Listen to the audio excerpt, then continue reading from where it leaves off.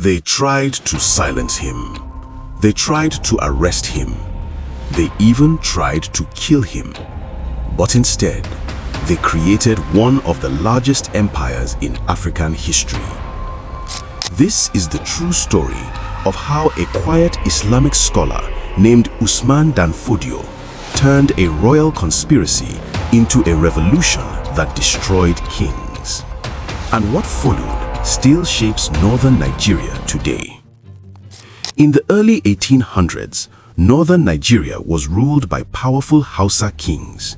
Their cities were rich from trade, their palaces were full of gold. But their rule was rotten.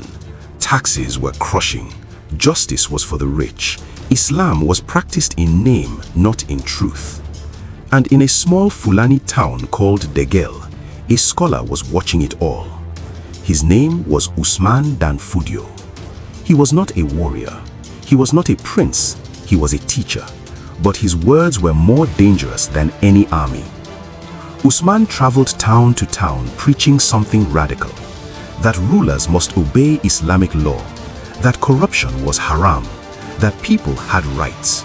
Fulani herders followed him, Hausa farmers followed him, scholars followed him, and that terrified the kings. Because a population that believes in justice is impossible to control. So the rulers of Gobir, Katsina, and Kano began to whisper, "This man is a threat. This man is dangerous. This man must be stopped."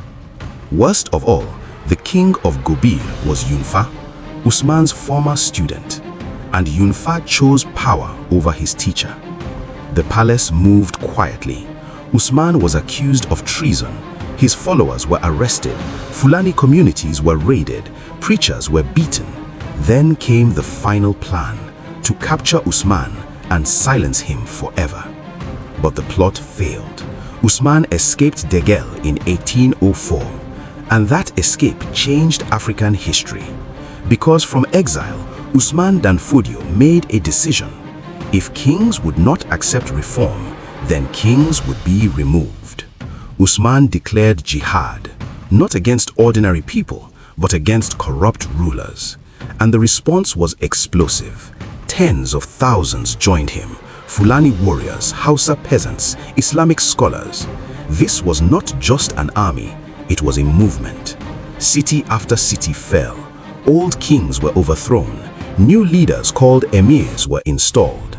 By 1809, a new state had been born, the Sokoto Caliphate, one of the largest empires Africa had ever seen. Usman's son, Mohammed Bello, and his brother Abdullahi built courts, schools, and a new legal system. The conspirators who tried to destroy him had created an empire instead. Northern Nigeria was never the same. Islamic law replaced royal abuse. Scholars became powerful. Kings now answered to religion, not just blood. It wasn't perfect, it wasn't peaceful, but it was a revolution. All born from one man who refused to be silenced. So let me ask you, was Usman dan Fodio a hero who brought justice or a revolutionary who unleashed chaos? Tell me in the comments.